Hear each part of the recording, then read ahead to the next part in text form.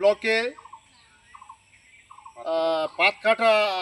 পাতকাটা মৌজা অঞ্চল মাঝাবাড়ি গ্রাম, এই গ্রামের দেবস্থান মন্দিরে আজকে আমরা এখানটায় মারিয়া সহকারে, এখানটায় পাড়ার প্রতিবেশী সহকারে আমরা সবাই এখানে জমায়েত হয়েছি।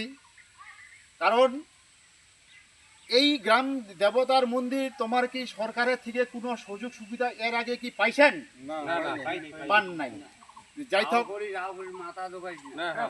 আচ্ছা, এবার পশ্চিমবঙ্গ সরকারের যেন নলেজে থাকে আমাদের গ্রামের যে দেবস্থান ত্রিশালকোটি দেবতার যে ধাম আছে, এই ধামের ভিতর যেন দক্ষিণার স্বরূপ হিসাবে যেন দান স্বরূপ হিসাবে যেন তারা আমরা সুযোগ সুবিধা যেন পাই, এটা নলেজে থাকলো।